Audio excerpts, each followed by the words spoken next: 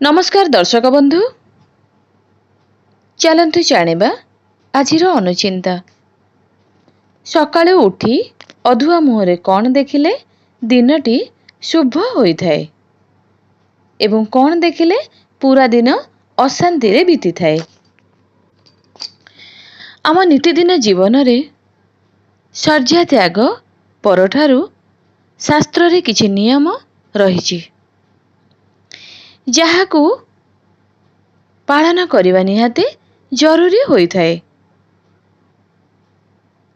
तेबे आम जीवन रे उन्नति होइथाए। आमे जे कोनोसी काम करिले मध्य सफल होइथाउ।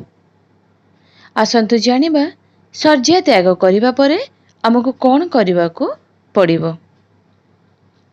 शास्त्र अनुसार शर्या त्याग परे हमकु तीनोटी काम करिबाकू पड़िथाए। शास्त्र नियम अनुसार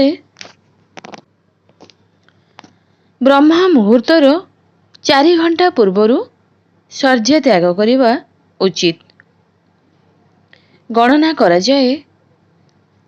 तेबे सूर्यंकर आसीबार 2 घंटा पूर्वरु उठिबा उचित।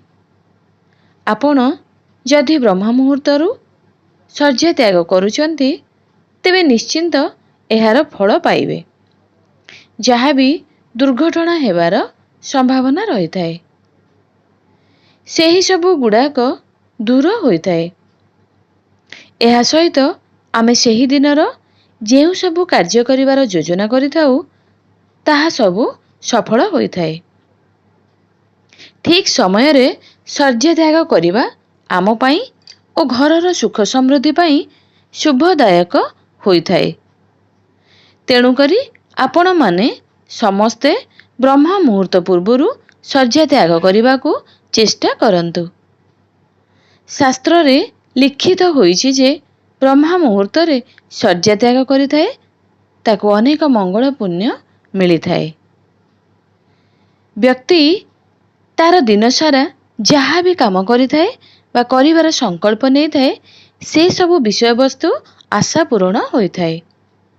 आमे जेबे ब्रह्म समय रे उठू तेबे प्रथमे शज्या उपरे बसिबा और निजर हाथ पापुली को दर्शन करिबा दरकार। जदि आपण निजर कर को दर्शन करूचंती, सुंदर आश्चर्य ग्रंथ रे लेखा जाइछि जे आम हाथर अग्रभाग रे लक्ष्मी, मध्य भाग रे सरस्वती और मूल भाग रे ब्रह्मा विद्यमान होइचंती। तेणु करी शर्या त्याग परे करर दर्शन करिबा एवं 2 हाथ को भल भावरे घसी मुहरे लगेबा उचित। शेषरे जेबे आमे शर्या त्याग करी खटरू तळकू पाद रखिथाउ सेतेबेले भूमि की छुई प्रणाम करिबा और क्षमा मागिबा। कारण आमे दिन सारा केते थर माटी मातांक उपरे आघात करिथाउ तांको बहुत कष्ट होइथाए।